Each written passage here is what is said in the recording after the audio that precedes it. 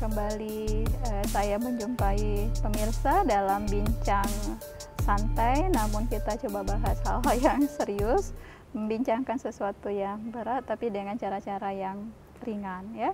Dan kali ini kita akan berbincang tentang buku ya. Kebetulan juga saya sudah bersama dengan penulisnya. Jadi ada sebuah buku yang akan rilis tahun ini 2021, mengawali tahun dengan menerbitkan buku ya, tokoh-tokoh yang mencengangkanku, dan ini vol 2, artinya kan ada vol 1, penulisnya sudah ada di sini, kandidat doktor Abdul Hamid ya, dan dalam usianya yang masih muda 29 tahun sudah 8 buku, mulai dari sejak usia 23 ya, sudah 23. Mulai menulis, sudah 8 buku ya.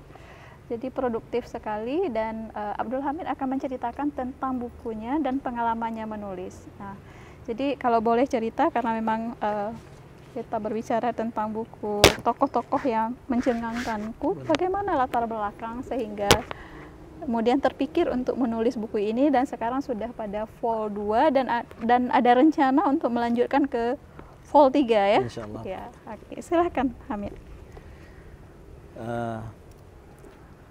Pertama sekali ketika masih di Mesir, di sana kita mengagumi beberapa ulama yang kebetulan kita telah membaca karya-karya mereka.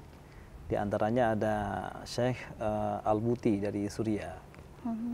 Syekh Al-Buti ini sedikit dari beberapa tokoh Muslim di Arab yang juga mempengaruhi pemikiran Hamid sebenarnya. Tepat pada 2013, beliau meninggal dunia di Suriah akibat bom bunuh diri. Saat itu Hamid belum begitu kenal dengan Syekh Al-Buti. Karena rasa penasaran, banyak berita tentang wafat beliau dilansir oleh media-media Arab. Kemudian mencoba membeli beberapa buku beliau. Di antaranya ada buku Syakhsiyat Istauqafatni, yang jika kita terjemahkan dalam bahasa Indonesia juga berarti tokoh-tokoh yang mencengangkanku. Ya.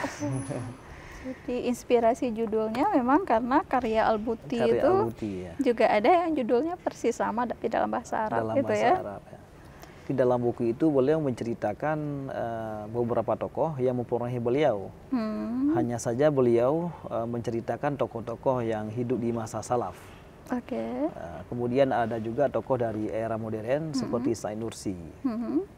Setelah membaca buku-buku itu, Hamid merasa tertarik untuk menulis buku seperti Al-Buti dengan tokoh-tokoh yang berbeda. Ya.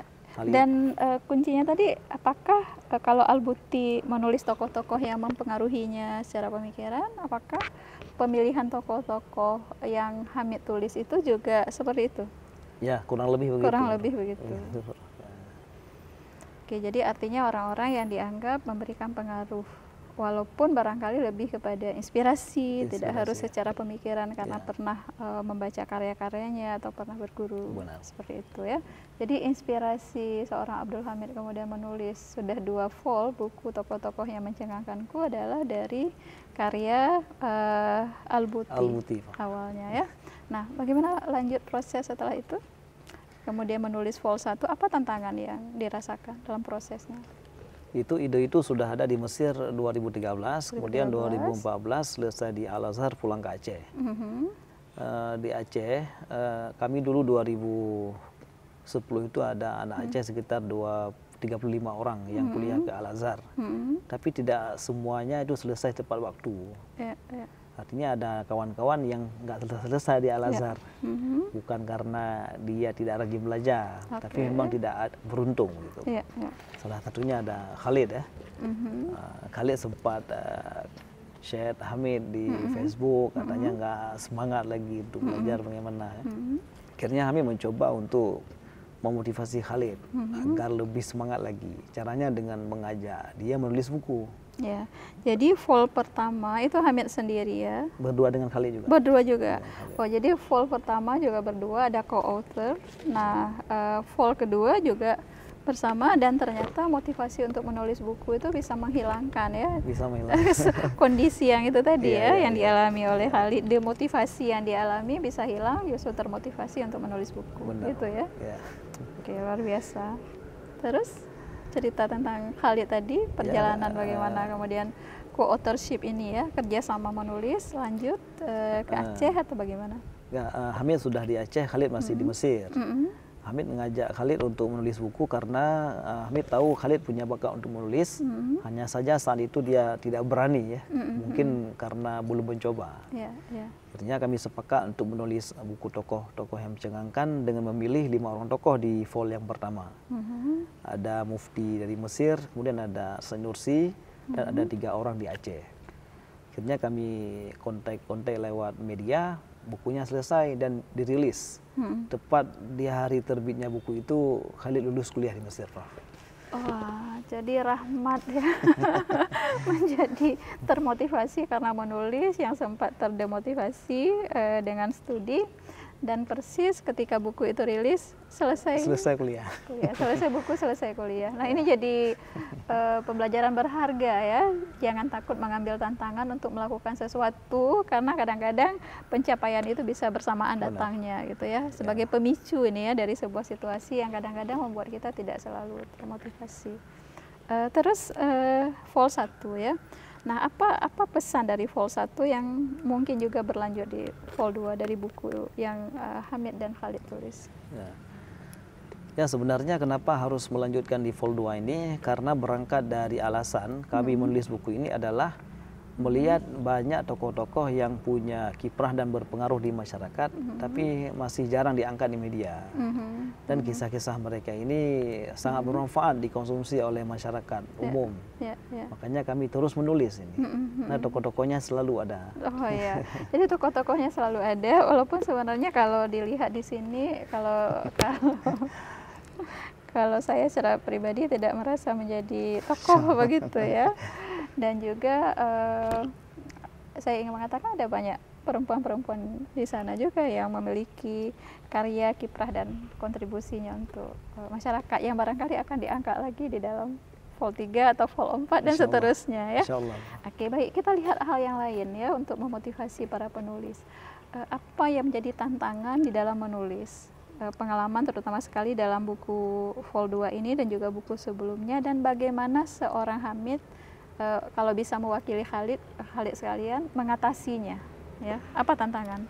Tantangan terbesar dalam menulis buku-buku tokoh-tokoh ini adalah datanya, Prof. Datanya ya, data ya. Karena ada tokoh-tokoh yang sangat susah kita ajak bicara.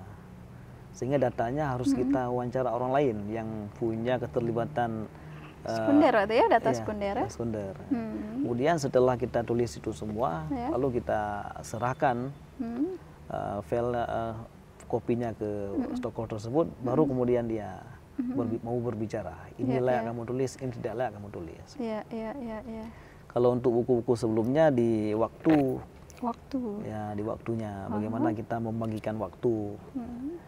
Jadi sampai saat ini alhamdulillah menulis bukunya di malam hari, kalau harinya untuk membaca.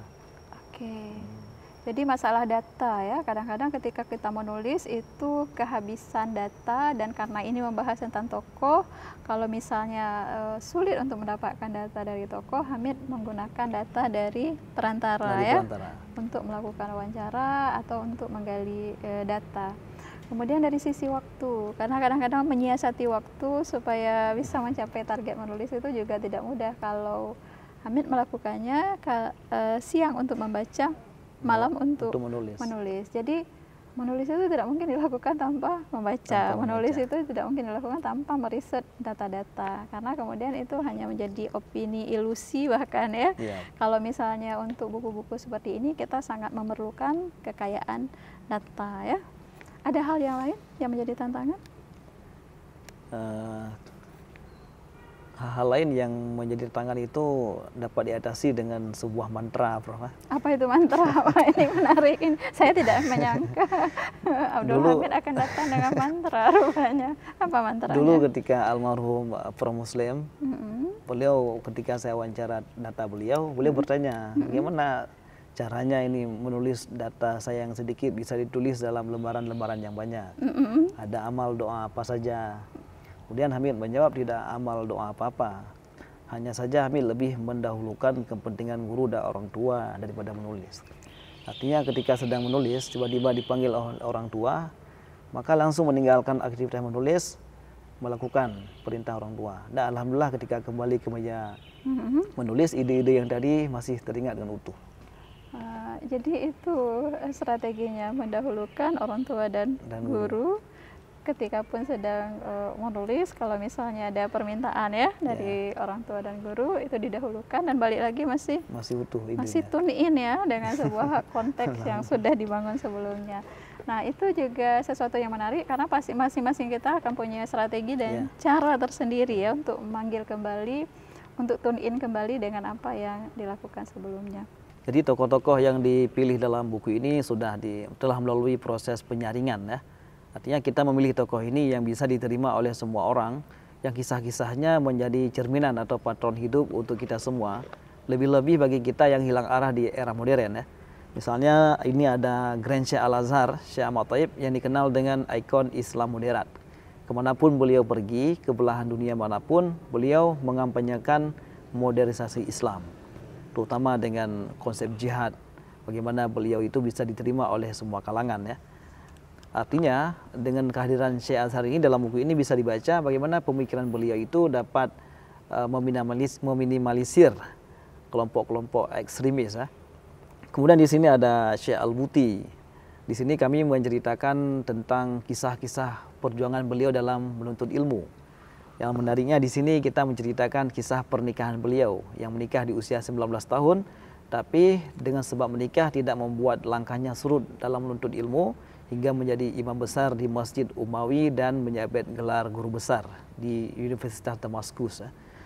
Kemudian di sini ada Tunku Nasruddin ya, yang dikenal dengan mantan juru rundinggam. Bagaimana beliau meninggalkan kampung halamannya bertahun-tahun demi masyarakat Aceh, tapi beliau akhirnya pulang kampung halaman mendirikan pesantren, mengajarkan ilmu agama dan ilmu entrepreneur kepada anak-anak Aceh ya. Karena menurut beliau kemerdekaan yang hakiki adalah lewat pendidikan. Kemudian di sini ada guru kita Prof. Eka Sri Mulyani.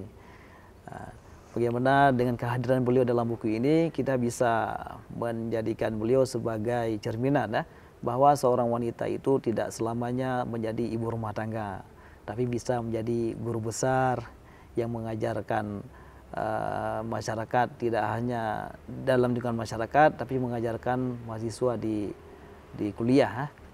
Kemudian kita bisa juga melihat perjalanan beliau yang mampu menyelesaikan pendidikan di luar negeri di kampus megah di dunia. Kemudian terakhir ada Bang Ahmad Arif, bagaimana beliau dulu punya cita-cita untuk mewujudkan rumah baca gratis bagi masyarakat. Tapi beliau karena cita-cita itu merelakan studinya tidak selesai di UIN Syarif Hidayatullah Jakarta, sehingga di sini kita buat ada kutipannya, di sini kita buat ada kutipannya di sini, gagal menjadi sarjana tapi cita-citanya sampai ya. Ya, terima kasih Hamid. Saya sebenarnya secara pribadi itu merasa belum cukup pantas ya.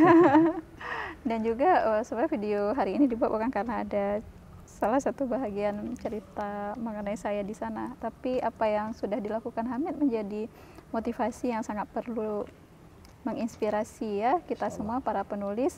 Dan satu hal barangkali yang kalau misalnya Hamid ingin berbagi, terutama untuk para penulis yang merasa gagal di sana, silahkan menyampaikan motivasi supaya mereka kemudian berhasil menjadi penulis yang produktif juga. Jadi sebenarnya tidak ada penulis yang gagal ya. Yang ada adalah penulis yang belum beruntung saja. Makanya kita selalu didorong untuk mencoba. Terus terang banyak juga orang yang datang kepada Hamid bertanya bagaimana caranya menulis produktif ya. Kadang-kadang yang datang itu tidak layak bertanya kepada Hamid ya, karena secara keilmuan mereka itu lebih hebat. Kemudian kita saling diskusi, ternyata sebab yang membuat buku mereka tidak selesai itu karena tidak fokus pada satu karya. Karya ini belum selesai, kemudian melanjutkan karya yang lain. Makanya dalam aktivitas menulis itu Hamid dan Khalid juga tidak menulis buku lain jika buku yang sedang ditulis itu belum selesai.